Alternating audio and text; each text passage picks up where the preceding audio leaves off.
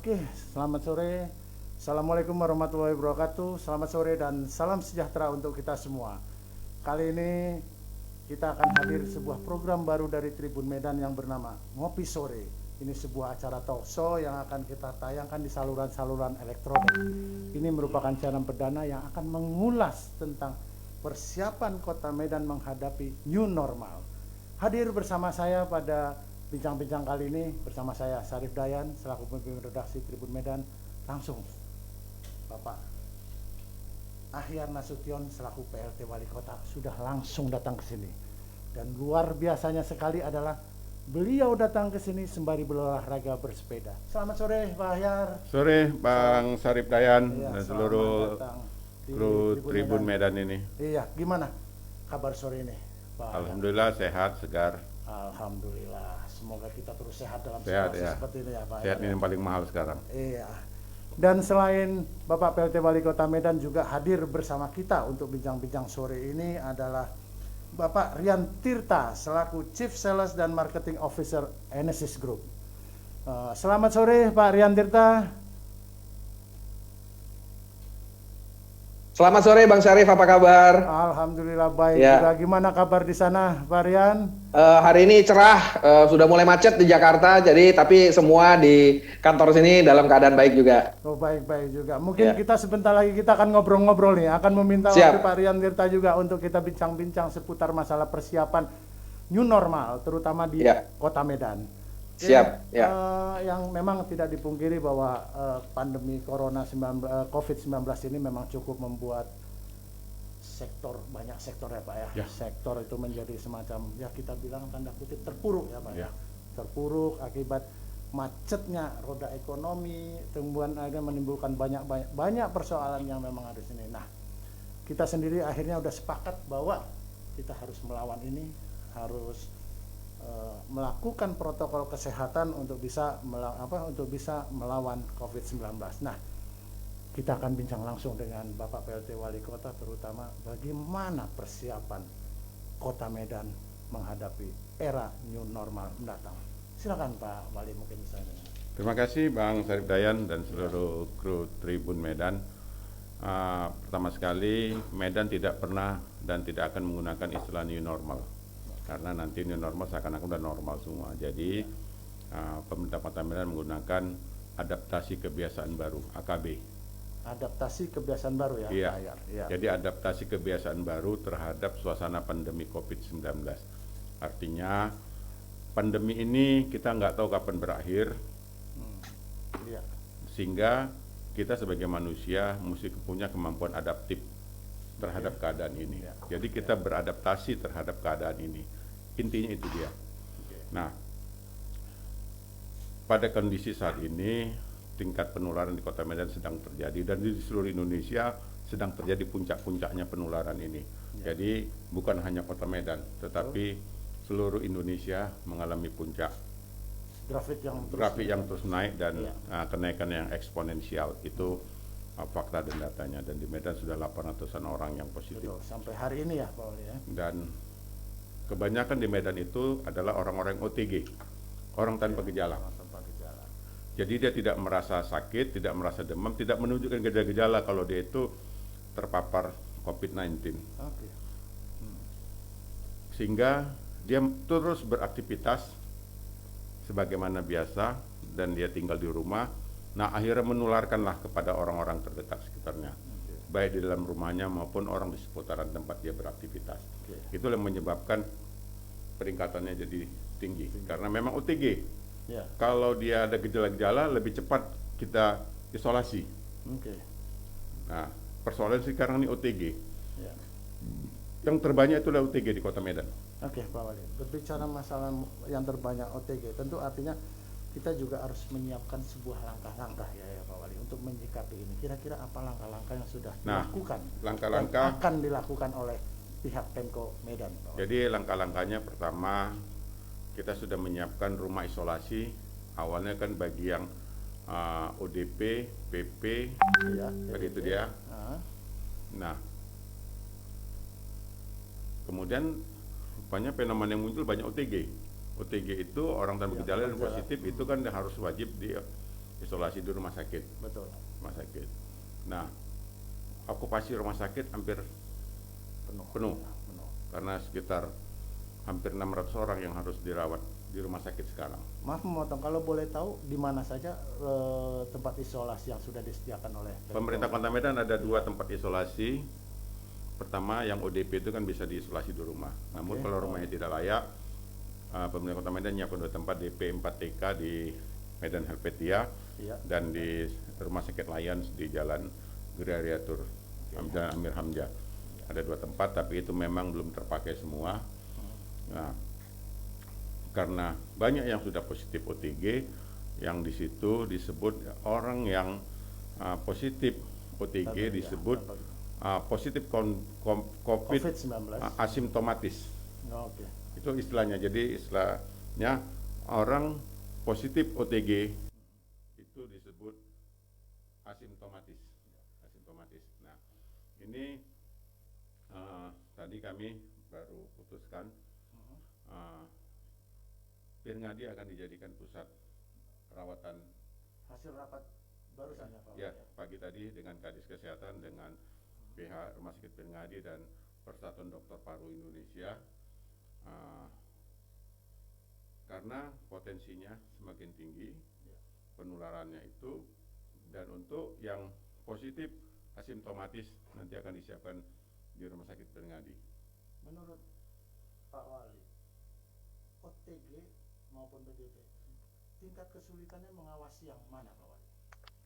OTG, karena dia tidak merasa sakit, dia tidak menunjukkan gejala apapun, tiba-tiba udah menularkan. Makanya untuk itu, untuk mencegah sebenarnya kita nggak boleh ambil risiko, mesti pakai masker. Tapi karena merasa gejala, biasa tidak sakit, dia tidak pakai masker, akhirnya dia menularkan ke banyak orang. Ini yang kayaknya cukup menarik ya Pak Wali ya, penggunaan protokol kesehatan itu, bahwa syarat yang utama adalah kita menggunakan masker, menjaga jarak. Tapi kita tahu Pak Wali, mungkin tidak dipungkiri bahwa cukup banyak sekali kita melihat masyarakat kita yang masih belum mematuhi protokol kesehatan ini. Mungkin ini kesempatan nih Pak Wali. Mungkin Pak Wali bisa langsung menghimbau secara luas kepada masyarakat. Ayo, seperti apa sih sebetulnya untuk menyikapi persoalan ini? Ya, benar. Waktu saya berkunjung ke Unimed, setelah itu profesor mengatakan di dalam suatu komunitas itu perilaku komunitas, jika ada suatu pemberitahuan, suatu notis, satu pengumuman, itu hanya 2,5% yang langsung ikut patuh. Yang bisa patuh ya. itu hanya 2,5%. Ya, ya. Ya, kalaupun Bapak tulis di harian Tribun, itu yang patuh hanya 2,5%. Artinya kalau penduduk kita ini 1 juta berarti hanya sekitar baru 25.000 orang akan yang patuh. Ya. 14% itu patuh karena dilatih, diajari. Oke. 26% patuh karena sistem. Ya. Misalnya mau masuk ke kantor ini wajib pakai ini, Ya. kalau nggak itu nggak bisa masuk. Betul.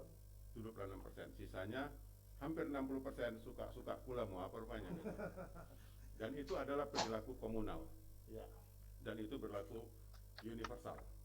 Nah, tantangan kita itu adalah di situ melatih. Yang paling tinggi itu ya Pak ya? Ya, itu dia. Nah, di sini kami rencananya sedang mempersiapkan metode-metode dan kami diskusi kepada banyak pihak. Ya. Macam mana sih kita mengatasi hal ini bersama? Bagaimana meningkatkan kesadaran masyarakat bersama? Itu kami akan lebih gencar lagi melakukan sosialisasi dan penindakan-penindakan. Namun kalau tindak-tindakan aja, kita ini kan manusia yang beradab. Betul Pak. Kalau semuanya dihukum, semuanya disanksi, waduh, susah juga kita sebagai manusia beradab ini kan. Betul Pak. Enggak betul juga kita ini sekolahnya tinggi-tinggi tapi peradaban kita sangat rendah sekali. Itu enggak betul juga kita ini. Jadi di mana nilai-nilai pendidikan kita itu? Jadi itu tantangan yang akan kita hadapi di dalam menuju adaptasi kebiasaan normal baru. Ya. Tadi di depan Pak Wali sudah menjelaskan ya. Mungkin ini banyak masyarakat mungkin belum tahu bahwa orang hanya mengertinya tentang new normal, Sementara tadi Pak Wali bilang adalah AKB. Nah, mungkin bisa jelaskan sedikit Pak Wali perbedaannya supaya masyarakat jadi paham bahwa kita tidak masuk new normal, tapi kita memasuki AKB. Nah, seperti apa gitu Pak? Adaptasi kebiasaan baru adalah kita silakan beraktivitas. Oke, silakan beraktivitas kembali. Beraktivitas silakan. Namun tetap mengikuti protokol-protokol yang diatur. Ya. Protokol itu sebenarnya sederhana saja kalau mau diikuti. Pertama, untuk semua kegiatan aktivitas, baik kantor, pusat perbelanjaan, pusat ini semua segala macam, itu ada protokol masing-masing dan sudah diatur di dalam perwal Pemko Medan ini. Di angkutan, semuanya kalau diikuti insya Allah. Inti dari itu semua adalah siapapun kita, dimanapun berada wajib masker. Wajib masker ya? Wajib masker, dimanapun, kuncinya itu dia ya. Wajib masker, siapa dan dimanapun. Kemudian jangan berkerumun. Okay. Cuci tangan. Cuci tangan. Sebenarnya 3 hal ini aja yang inti daripada adaptasi kebiasaan baru ya. Sehingga pakai masker ini sudah merupakan kebiasaan baru, sebuah kultur baru. Jadi bukan aksesoris. Ya. Mohon maaf, banyak orang salah. Ketika diam, dia pakai masker. Ketika ngomong, dibuka begini. Nah, ini mungkin Pak Wali bisa menjelaskan. Ini yang Padahal ini yang paling salah. Ya. Oke. Justru kalau ngomong itu yang harus ditutup. Ditutup begini kalau ngomong. Ya. Karena apa? Kalau ngomong potensi droplet keluar. Oke. Kalau droplet kita keluar, pasti kan tertahan oleh masker. Ya. Kalau kita ngomong begini, justru droplet keluar dan itu yang menularkan. Jadi yang benar, kalau nggak mau pakai masker, ya diam aja. Ya. Oke, ini menarik Tribuners. Ini keterangan langsung dari Pak Wali Kota kita bagaimana sebetulnya menyikapi dalam protokol kesehatan sehari-hari. Nah, jadi kalau mau ngomong barulah pakai masker. Kalau nggak mau pakai masker nggak apa-apa, diam aja. Tangan pun jangan geratil, jangan pegang-pegang hidung, jangan pegang-pegang mulut, diam aja, gini aja lah tangannya. Cukup dengan gerakan kepala atau mungkin apa ya? Iya, tangan pun jangan gini, karena kan kita pegang hidung, pegang mulut ini kan refleks. Iya. Kita nggak tahu di tangan kita ini apa. Masih ada kuman atau tidak? Iya, akhirnya dipegang ke hidung, ke mulut, terinfeksilah badan kita. Jadi masker ini adalah mencegah kita tertular dan mencegah juga kita menularkan kepada orang lain. Jadi ada sebuah diagram. Kalau kita sama-sama pakai masker, tetap ada potensi, tapi hanya 1,5%. Oke. Jadi masker itulah kuncinya. Jadi masker itu merupakan kebutuhan saat ini, bukan aksesoris, bukan hiasan. Dan bukan karena nanti ditengok bos pula, aku nggak pakai masker dimarahi aku kan ya kan. Kan banyak kan begitu. Atau ketika bertemu bos saja baru dia mau kenakan Ah, masker. iya takut nanti diingatkan aku nggak enak pula kan gitu kan. Padahal ini adalah kunci utama untuk mencegah penularan COVID-19 Iya, Pak Wali. menularkan atau ditularkan. Ditularkan. Masing-masing punya resiko. Ya. Nah, berbicara tentang adaptasi kebiasaan baru ya Pak Wali ya. Artinya kita tidak memungkiri bahwa akan ada lingkungan di sekitar kita ya Pak Wali. Lalu bagaimana menyikapi dengan lingkungan sekitar Kota Medan Pak Wali? Terutama masyarakat dari luar ataupun masyarakat Kota Medan yang akan keluar. Mungkin Pak Wali bisa memberikan himbauan atau masukan Pak Wali? Ya, ini bersama Pak Gubernur sudah beberapa kali rapat dan rencananya pada 1 Juli nanti kita akan terapkan semua. Di semua wilayah di Provinsi Sumatera Utara, yang masing-masing kabupaten kota membuat peraturan, kalau di Kota Perwal, kalau di Kabupaten Perbub. Ya. Ini semua buat, dan nanti pada tanggal 1 Juli, komando akan dipegang oleh Pak Gubernur untuk menjadi gerakan bersama. Jadi tidak parsial-parsial lagi antar Tidak daerah. antar daerah lagi. Enggak, gerakan jadi bersama. semua seluruh Sumatera Utara menjadi suatu gerakan bersama. Oke, Pak Wali. Nah, ini yang menariknya begini Pak Wali. Ini kemarin ada masukannya. Bagaimana orang yang misalnya ada lingkungan yang misalnya dia mencurigai atau apa, oh ini ada tetangga saya mungkin dari luar kota atau ada orang ada PDP atau segala macam. Bagaimana cara mereka menyampaikan atau melaporkan supaya bisa mendapatkan respon dari pemerintah kota Pak Wali? Gampang saja, tinggal hubungi Kepling nanti sampaikan bertingkat berjenjang sampai ke puskesmas, cek, periksa, rapid test, semua segala macam. Kalau perlu isolasi langsung kita angkat, kita isolasi di rumah isolasi kita. Oh, langsung akan dipantau seperti itu? Iya. Cuman masalahnya kan Ya. tidak sesederhana itu. Orang mau diperiksa malah takut sekarang. Betul, Jangan kau sekali. periksa, nanti kau bilang ini pula. Musuh semua. Padahal kita mau menyelamatkan dia dan orang sekitar dia. Imbauannya Pak Wali, ini kebanyakan terutama mungkin di daerah ramai yang ketika akan didatangi untuk pemeriksaan, mereka rata-rata malah kabur Pak Lah Wali. iya. Nah, ini adalah penyakit yang harus diobati. Ini bukan aib. Ya. Ini bukan aib. Ini penyakit gitu. Yang harus diobati dan dirawat gitu. Jadi Ini bukannya bukan- mereka lari. Bukan tapi- lari. Ya. Karena kalau lari malah membahayakan bagi yang lain gitu. Ya. Kalau dia aja mau korban sendiri nggak apa-apa lah, itu pilihan dia kan. Tapi dia diisolasi mandiri atau di rumahnya sendiri Iya saja. itu terserah dia tidak mau kan. Ya, ya. Tapi konsekuensi dia tidak boleh kemana-mana. Betul. Kalau korban ya dia sendiri korban. Jangan orang lain korban gara-gara dia kan. Betul. Kita kan mau menyelamatkan dia dan orang lain. Supaya tidak menyebar terlalu. Menyebar itu dia. Ini wah nggak mau aku kan ya. Berapa banyak itu ditolak. Ya. Kira-kira upaya apa kalau terjadi penolakan ini Pak Wali? Apakah kita tetap berusaha untuk terus Ya mengangkat? persuasif. Persuasif ya. Persuasif. Kalau persuasif tidak bisa, akhirnya kita pemerintah Kota Medan berdasarkan perwal yang ada punya hak paksa. Oke, ini mungkin yang penting ini Pak Wali. Hak paksa. Hak paksa. Hak ya. paksa. Karena apa? Keselamatan lex Orang banyak. populi, apa namanya? Ya. Keselamatan orang banyak adalah hukum tertinggi. Ya. Apa namanya? Populi. Pok populis. Lupa lagi. Ini yang menarik sambil obrol ini jadi melebar ya Pak Wali. Yang menarik adalah bagaimana kita tahu bahwa ini juga pendidikan kita juga anak-anak sekolah juga akhirnya libur panjang, kegiatan ekonomi yang ini terutama yang anak-anak sekolah. Pak Wali mungkin bisa menyarankan kepada orang tua, para orang tua yang kira-kira sekarang mungkin akan kebingungan menghadapi anak-anak yang cukup lama ada di rumah, atau ada kiat-kiat nggak Pak Wali yang dihadapkan kepada orang tua supaya bisa terus anaknya terus mendapat bimbingan pembelajaran. Baik, mengenai pendidikan memang problem yang di wewenang ada pemerintah Kota Medan adalah kan tingkat PAUD, TK, SD, SMP. Jadi kalau belajar daring juga susah. Karena apa? Yang sedang belajar itu adalah anak-anak yang memang dunianya bermain. Betul. Nah, ketika di berangkat sekolah kita nggak tahu, nggak bisa kita kontrol.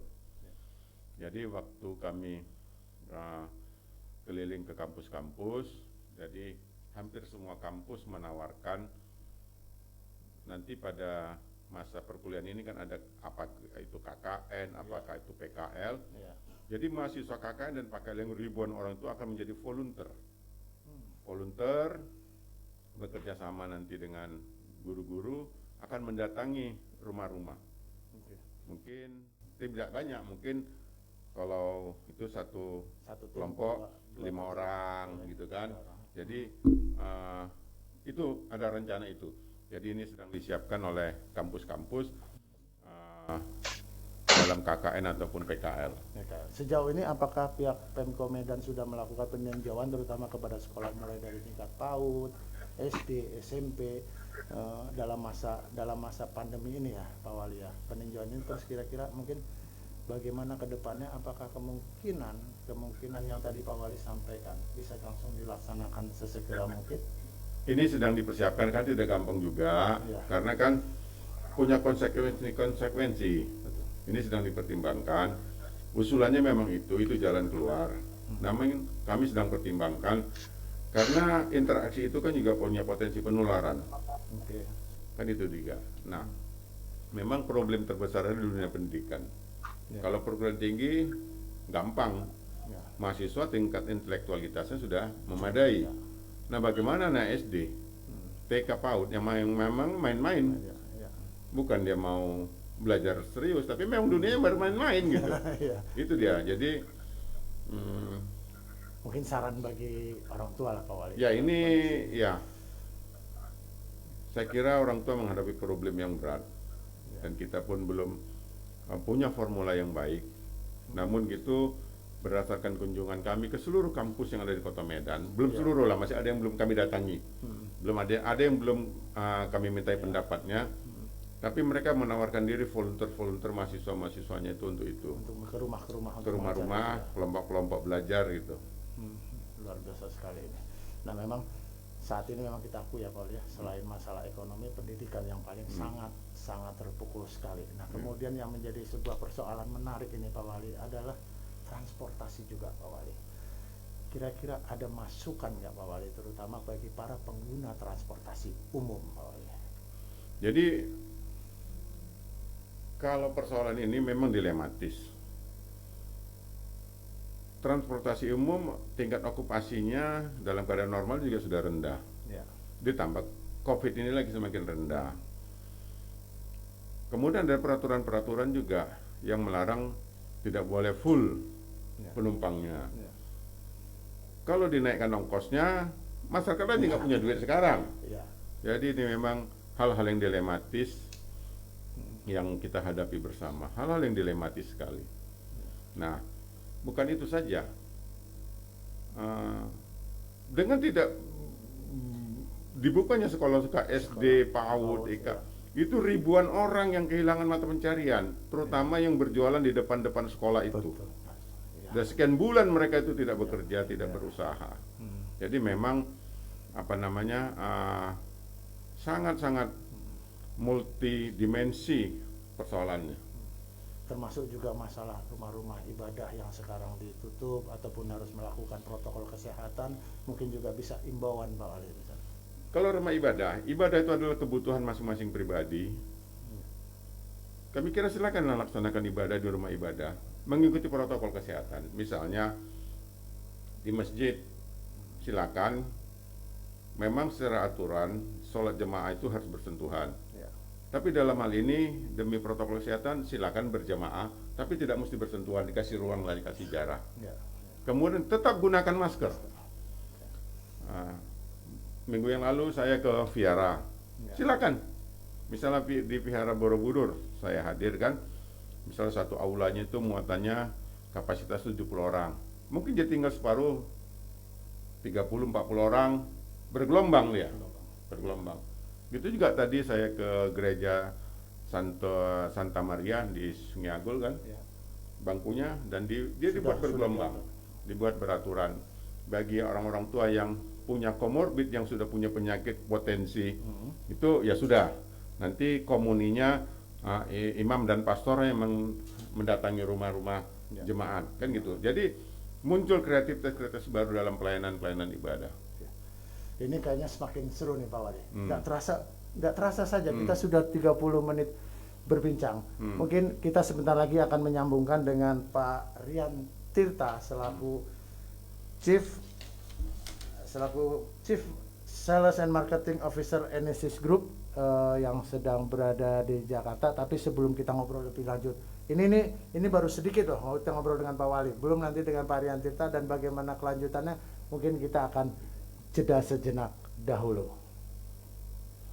Lawan virus udara, hisap plosa eukaliptus alami, mengandung siniol.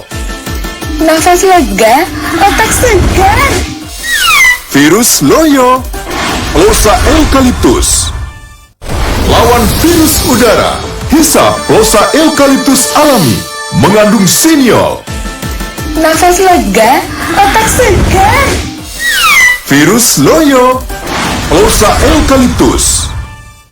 Lawan virus udara, hisap plosa eukaliptus alami, mengandung siniol. Nafas lega, otak segar. Virus loyo, plosa eukaliptus. Lawan virus udara, hisap plosa eukaliptus alami, mengandung siniol. Nafas lega, otak segar. Virus loyo, plosa eukaliptus. Lawan virus udara, hisap plosa eukaliptus alami, mengandung siniol. Nafas lega, otak segar. Virus loyo, plosa eukaliptus. Lawan Oke, selamat sore Pak Rian Tirta. Gimana kabarnya nih Pak Rian? Selamat sore, baik Bang Dayan. Selamat sore Pak Ahyar. Gimana kabarnya? Ya. Baik. Ini kita lagi ngobrol-ngobrol nih masalah persiapan.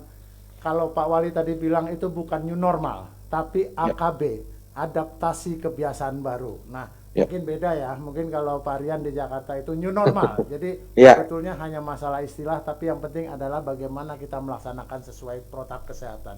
Ini saya ingin berbincang sedikit nih Pak Rian. Gimana tanggapan Pak Rian terutama perusahaan Pak Rian dari Enesis Group yang bergerak di bidang produk kesehatan ya selama pandemi ini, kira-kira bagaimana Pak Rian?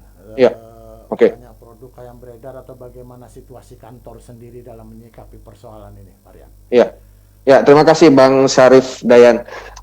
Kita dari swasta sebenarnya, apalagi yang berkaitan dengan produksi alat-alat kesehatan, merasa ikut punya tanggung jawab ya. Jadi kita rasakan bahwa tanggung jawab untuk kita bersama-sama keluar dari pandemi ini bukan hanya terletak di pemerintah saja, tapi juga terletak di swasta, dan lebih penting lagi mungkin terletak di pundak kita semua masyarakat Indonesia. Nah, jadi dari Enesis sebagai produksi alat-alat kesehatan, kita dari awal pandemi atau even sebelumnya sudah melakukan cukup banyak hal yang bisa mudah-mudahan bisa membantu ya. Contohnya saja kita sudah bekerja sama dengan bagian-bagian pemerintah terkait seperti Kemenkes ataupun gugus tugas COVID di Jakarta maupun di kota-kota lain untuk memberikan bantuan tentu saja kepada penderita COVID maupun kepada tenaga medis ya. Karena biar gimana tenaga medis juga merupakan hal yang bagian yang mesti dilindungin, jangan sampai mereka juga terjangkit. Terus yang kedua, kita juga sedang dalam tahap pengujian atau membantu tim dokter dan juga rumah sakit rujukan untuk melakukan uji klinis, contohnya tentang efektivitas eukaliptus dalam membunuh atau mengurangi virus seperti virus COVID ini. Jadi sedang taraf uji klinis ya, karena memang ada beritanya itu waktu itu dari Kementerian Pertanian yang menyatakan bahwa eukaliptus ini ternyata terbukti untuk membunuh virus ya, sebagai antivirus. Nah, ini kita tidak lanjuti dengan kerjasama dengan dokter dan juga rumah sakit rujukan. Yang nomor 3 yang nggak kalah pentingnya tentu saja dari segi komunikasi ya. Jadi kita merasa salah satu peran dari pihak swasta ini adalah untuk membantu pemerintah dalam melakukan komunikasi kepada masyarakat Indonesia tentang bagaimana pentingnya kita mematuhi protokol kesehatan. Tadi sudah dijelaskan panjang lebar sama Pak Wali mengenai ya pakai masker, cuci tangan sering-sering, hindari kerumunan, dan bila nggak ada tempat untuk cuci tangan ya gunakan hand sanitizer gitu. Jadi itu 3 atau 4 tahapan yang simple, tapi kadang-kadang kita lupa ya atau malas untuk melakukannya, padahal ini sangat-sangat penting untuk kita segera bersama-sama Indonesia ini bisa keluar dari pandemi ini secepat mungkin dan supaya roda perekonomian kembali seperti semula ya. Ya, ya, betul. Nah, yang kedua juga dalam hal komunikasi adalah kita juga berusaha membantu masyarakat Indonesia dalam mengembrace ya atau menerapkan kebiasaan baru ini, yang AKB tadi ya. Adaptasi kebiasaan Contohnya, baru, contohnya dalam kebiasaan penggunaan masker. ya. Nah, masker ini bagi kita yang bukan profesinya di medis ya mungkin nggak terbiasa. Saya sendiri pun juga nggak terbiasa. Ya. Dan banyak sekali artikel-artikel terutama dari luar negeri yang lumayan serem-serem juga artikelnya. Jadi ada misalnya orang yang lagi kebiasaan lari maraton, lari jogging ya, itu karena pakai masker jumlah intake oksigennya itu berkurang. Jadi akhirnya dia lemas ya, pingsan sampai ya. Karena memang sirkulasi pernapasannya lumayan terganggu karena penggunaan masker. Belum lagi dari sisi ketidaknyamanannya ya. Nah, tadi Pak Wali juga udah jelasin sekian persen dari masyarakat di Sumatera Utara atau di Medan itu patuh hanya karena ada ketentuannya gitu ya. Nah, ini salah satunya kita juga melakukan riset internal yang mengatakan banyak sekali orang yang patuh hanya karena kalau takut didenda ya. Kalau di Jakarta ini sekarang ada denda 250.000 Pak. Kalau terpaksa menggunakan masker. Iya, baru pakai masker.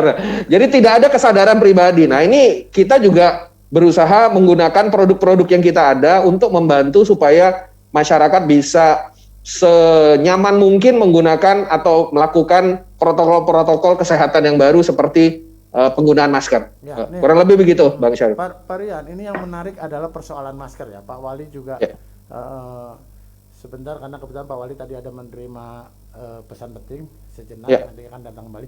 Pak Wali juga menceritakan adalah masker adalah sesuatu yang sangat penting.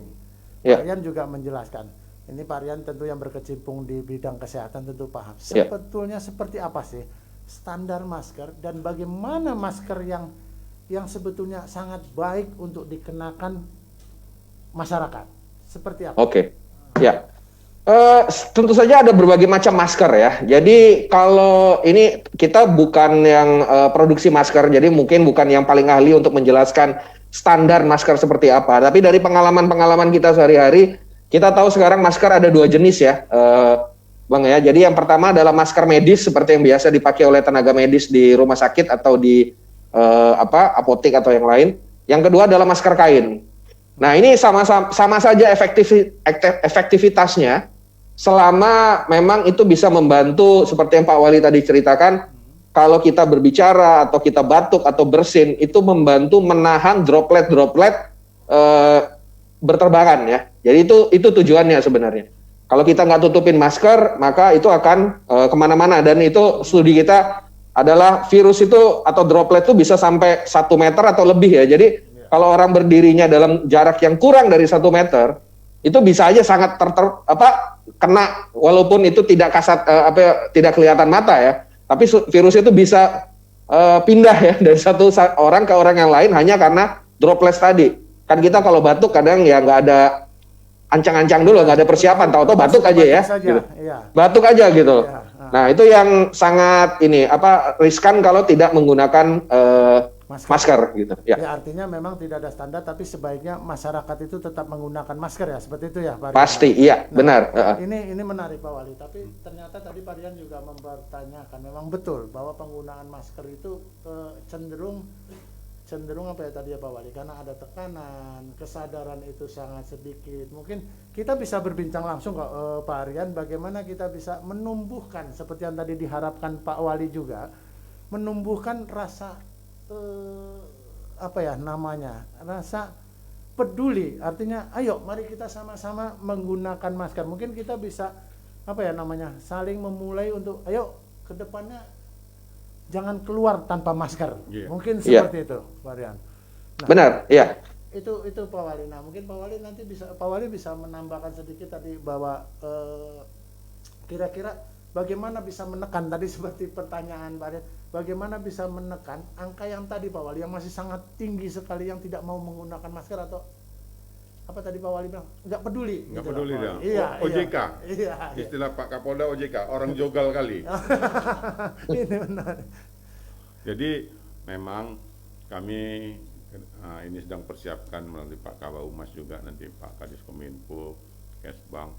Jadi kami mencari influencer. Oke. Apakah itu influencer di kalangan anak-anak muda, tokoh-tokoh agama, tokoh-tokoh masyarakat. Nah, ini yang akan kami jadikan influencer. Nah, karena masyarakat kita masih mau mendengar tokoh-tokoh ini, maka kita ya kita akan bekerja sama dengan mereka untuk keselamatan kemaslahatan kita bersama. Jadi di jajaran pemerintahan pun sekarang, di semua kantor pemerintahan sekarang wajib mengikuti protokol. Jadi semakin banyak kita terapkan itu, semakin tertib dan disiplin kita, masyarakat akan semakin terbiasa dengan kebiasaan hidup baru. Karena kita di dalam suasana pandemi yang belum ada tahu kapan selesainya nggak tahu kita, dan mungkin tidak selesai virus ini. Ya, menarik. Ini Pak Rian kayaknya dapat tantangan nih dari Pak Wali, Pak Rian. Bagaimana kita harus menciptakan influencer yang bisa membantu untuk meningkatkan kesadaran masyarakat, terutama ya kita tahulah bahwa mungkin pihak luar ya kadang-kadang justru bisa memberi semangat lebih nih. Kira-kira Pak Rian, gimana Pak Rian? Enesis Group sendiri ini dalam rangka meningkatkan kesadaran masyarakat untuk mengikuti protokol kesehatan, apa saja yang sudah dilakukan, Pak Rian? Ya, jadi yang tadi seperti yang saya jelaskan ya, yang pertama adalah kita tentu saja menggunakan semua lini ya, komunikasi kita, baik itu di TV maupun di digital, maupun media-media cetak lainnya, membantu pemerintah untuk menerapkan bersama-sama menerapkan protokol kesehatan ini, dan juga ya membuat ini menjadi sesuatu yang kebiasaan ya, harusnya menjadi kebiasaan. Kan di mana-mana orang kalau berganti kebiasaan ya, biasa tiap hari makan nasi terus sekarang dikasih kentang tuh misalnya ya, pasti ada 1-2 minggu yang aduh perut saya mules ya, pasti ada di situ ya. Nah, tapi kita memberikan encouragement ya istilahnya. Menurut saya paling bagus itu ya, ini walaupun sudah ada banyak denda 250.000 ya Pak, kalau di Jakarta kalau nggak pakai masker, banyak sekali ini ketawa kalau ini bisa di PHK segala macam kalau nggak pakai masker. Tapi paling penting itu adalah positive encouragement, artinya kesadaran yang memang tumbuh dari dalam. Pentingnya ini. Nah, itu kesadaran tumbuh dari dalam hanya kalau 2 hal terjadi. Yang nomor 1 adalah memang mereka menyadari bagaimana pentingnya penggunaan masker ini dalam rangka supaya kita semua bisa keluar dari pandemi ini. Nah, yang nomor 2 adalah kebiasaan ini mesti jadi biasa secepat mungkin gitu. Jadi peran kita adalah pertanyaannya, apakah hukuman itu penting? Mungkin nanti juga kita akan tanya kepada Pak Wali juga. Menurut Pak Rian, apakah hukuman itu penting? Kalau di Jakarta mungkin seperti Pak Rian tadi sebutkan bahwa ada hukuman 250.000 apabila tidak ini atau menyapu jalanan ya. Nah, sementara kalau di Medan kita baru hanya berupa teguran ya Pak Wali. Teguran dan kemudian push up kalau nggak salah di jalan. Nah, kartu identitasnya ditahan. Ya, kartu identitasnya dan mungkin kita bisa berdiskusi sedikit. Seberapa pentingkah kira-kira tanda kutip hukuman ini, Pak Wali? Gimana Pak Wali? Disinilah perdebatan tersebut. Kita sebuah kota besar. Kalau semuanya pakai sanksi, berarti peradaban kita peradaban barbar, kan gitu. Namun kalau tidak kita beri sanksi, ternyata memang masyarakatnya masih masyarakat barbar. Jadi ya di sinilah. Dilematis ya Pak. Di sini memang kita ada sanksi, namun sanksi itu memang hanya untuk sekedar mengingatkan, kamu salah gitu, ikuti ini gitu. Jadi kita tidak ingin membebani masyarakat itu secara berlebihan. Hanya sebenar, ayo ini loh, kamu salah itu, kalau nggak pakai itu nanti bahaya. Sebenarnya sebuah warning yang kita berikan. Oke, terima kasih Pak. Ini menarik. Nah, Pak Rian sendiri bagaimana Pak Rian? Di lingkungan perusahaan Anda ketika apakah juga memang harus disanksi atau tidak? Kayak di tempat kita mungkin memang semua protokol kesehatan harus memakai ini. Lalu bagaimana dengan yang tidak, Pak Rian? Ya, jadi seperti yang saya jelaskan, kita di perusahaan kita yang kita percaya ya memang denda atau ancaman semua pasti ada ya, seperti yang Pak Wali bilang tadi, untuk mencegah supaya ada orang yang tidak peduli atau lupa atau malas ya, Banyak yang datang ke yang kantor. terakhir itu ya, Bang, ya. Iya, benar. Nah, tapi ya kita juga berpegang kepada yang paling bagus itu adalah kesadaran yang muncul dari dalam dan juga kebiasaan yang bisa di-embrace atau langsung dipunyai secepat mungkin ya. Contoh saya tadi biasa makan nasi dikasih kentang itu sama dengan kita biasa tidak pakai masker sekarang pakai masker. Pasti rasanya tidak nyaman. Ya.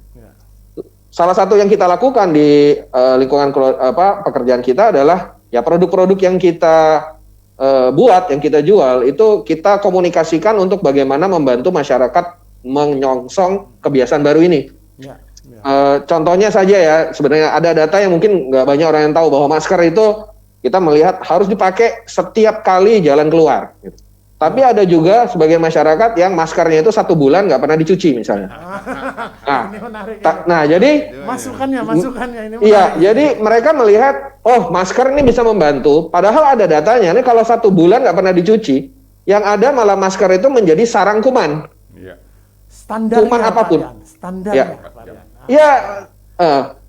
Iya, benar. Jadi kalau bisa memang masker itu hanya beberapa jam saja ya sebenarnya ya. Jadi harusnya setiap kali kita pulang ke rumah itu maskernya harus diganti ya. Kalau masker disposable seperti masker medis ya harus diganti. Kalau masker kain ya harus dicuci gitu ya. Nah, kemudian kalau memang nggak bisa mengganti atau nggak bisa mencuci, setidaknya di tengah hari atau apa kita buka maskernya. Biasanya yang kita komunikasikan adalah semprotkan masker itu di dalam dan di luarnya dengan hand sanitizer seperti Antis. Nah, karena itu mengandung alkohol yang langsung membunuh kuman 99% dalam waktu 4 detik. Nah, setelah tunggu 4 detik baru bisa dipakai lagi. Nah, itu setidaknya bisa membantu. Yang kedua adalah yang contohnya produk yang di depan yang saya tunjukin ini adalah produk Plosa. Ya. Yang sebenarnya punya 4 fungsi ya. Tapi kalau yang warna hijau ini, Bang, sebentar. Nah, yang warna hijau ini khusus karena punya kandungan eukaliptus yang bisa juga sebagai antivirus ya.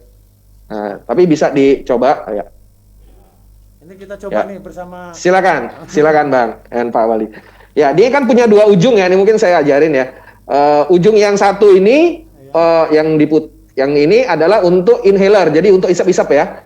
Kalau memang agak ini mampet hidungnya segala macam itu bisa diisap-isap. Terus kemudian kalau ditutup ujung ini ada 2 ujung ya, ujung yang ini. Ini untuk biasanya pijat-pijat ya dan kerokan. Unik ada seperti kuping ya di pinggirnya ini untuk kerokan. Jadi kalau habis dioles itu bisa dikerok ya. Biasanya kan orang kalau masuk angin keroknya ini di belakang leher atau di punggung. Nah, bisa dipakai itu juga setelah dioles. Yang pijatnya tadi itu bisa untuk pijat titik-titik acupressure di kepala ya. Kalau lagi migrain misalnya itu bisa di titik-titik. Nah, di dalam Plosanya sendiri, di dalam dusnya ya, Bang, itu ada leaflet yang menjelaskan secara detail itu titik-titiknya di mana aja. Gitu. Nah, jadi saya sendiri misalnya sering sakit kepala juga, migrain ya, kalau pulang kantor malam-malam kena macet lagi di Jakarta contohnya. Berjam-jam udah sampai pulang ya. Jadi saya olesin ini, kemudian saya pijit-pijit di sini. Nah, keterangannya bisa lihat di ini ya. Ini ada leafletnya nih, tuh contohnya. Titik-titiknya ada di mana saja, seperti di kepala, di tangan, ya, di kaki juga ada beberapa ya, telapak kaki. Nah, ini semua ada keterangannya. Ini Pak Rian, ini saya melihat di depan meja saya ada 3, ada warna hijau, ada warna merah, dan ada warna biru.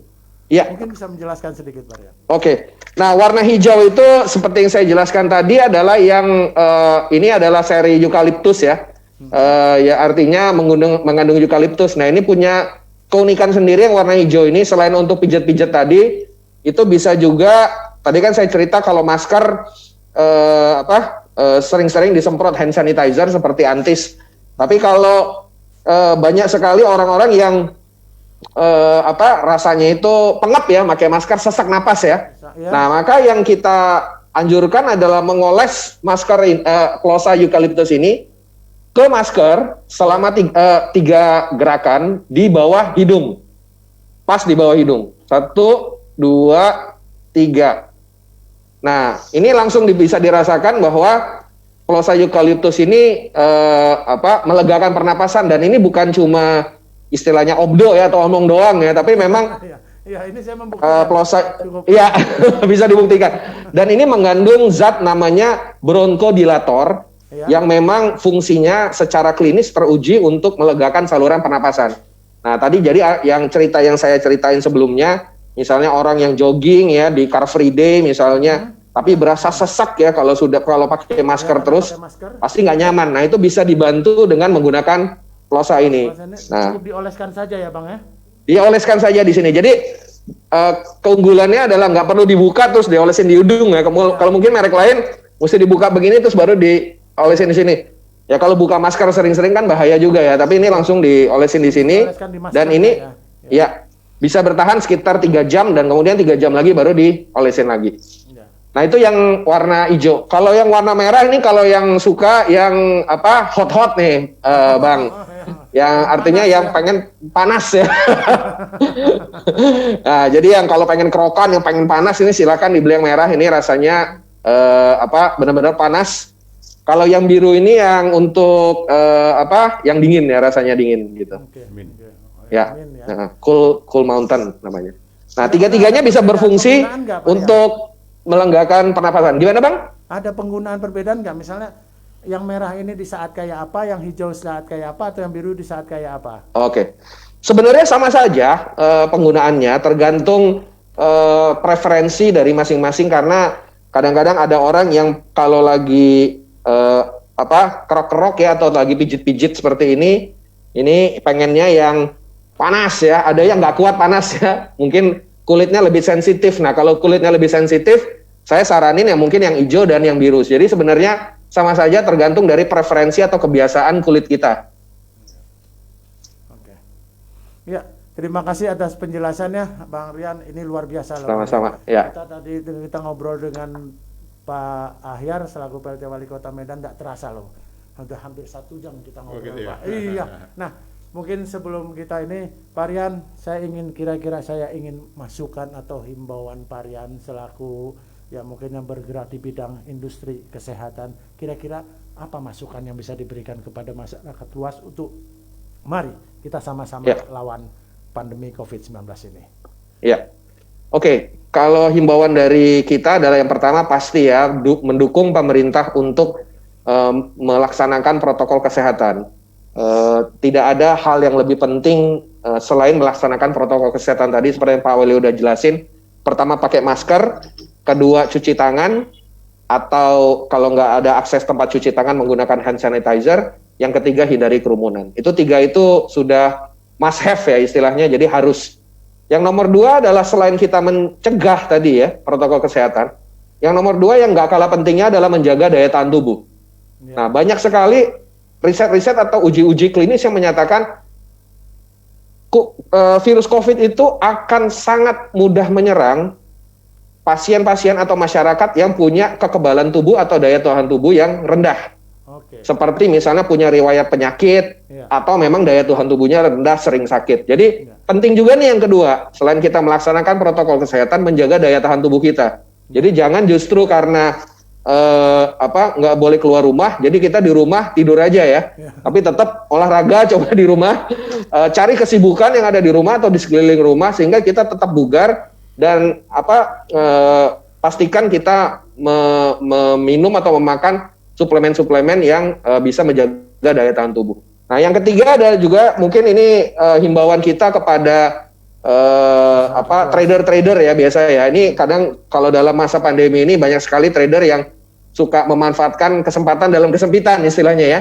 Ya dalam arti menimbun barang-barang kesehatan dengan harapan bisa dijual lagi dengan harga yang lebih mahal. Nah, ini tentu saja kita sayangkan karena dari kita sendiri berkomitmen untuk tidak menaikkan harga Rp1 pun selama pandemi ini. Dan justru memperbesar akses kepada masyarakat Indonesia supaya dengan memberikan diskon atau promosi supaya ini bisa dijangkau oleh semua lapisan masyarakat. Jadi justru kebalikannya. Jadi bagi yang penimbun ya, jadi tolong tidak menaikkan harga atau tidak menimbun. Kita justru kebalikannya memberikan distribusi sebanyak mungkin bagi masyarakat Indonesia. Itu saja Bang Syarif. Terima kasih. Ini ingat kejadian di awal-awal pandemi dulu ya Pak Ahyar ya. Waktu awal-awal pandemi itu harga masker aja sampai gila-gilaan satu kota. Iya, benar. Harga suplemen saja itu sampai nggak bisa kita lagi untuk membelinya. Ya terima kasih masukannya Pak Rian, semoga ini juga bisa menjadi perhatian terutama bagi tadi Pak Rian sebut bahwa agar jangan terjadi penimbunan seperti ini, karena kondisi ini adalah tujuannya untuk kesehatan kita masyarakat semua. Justru jangan ditutup-tutupi atau ditahan. Pak Wali sendiri, kira-kira Pak Wali apa imbauan atau instruksi ya kira-kira, ayo apa yang akan dilakukan bersama-sama supaya ini bisa segera ya minimal berkurang terus Pak Wali. Ya sama, nggak ada teori yang lain. Tetap gunakan masker dimanapun, itu aja kuncinya. Gunakan masker, cuci tangan, hand sanitizer, terbaik cuci tangan. Ya, jangan pegang-pegang mulut, jangan geratil lah tangan kita ini pegang-pegang mulut dan hidung. Karena saya juga secara nggak refleks ini kan pegang-pegang juga nih kan. Padahal nggak, ini refleks ini tanpa sengaja. Tapi karena ada masker saya masih percaya diri. Gitu ya. Ini sebenarnya yang paling bahaya itu, paling bahaya. Kemudian tadi kalau nggak mau pakai masker nggak apa-apa, diem aja. Diem aja, nggak usah ngomong apapun, tangannya diem aja gitu.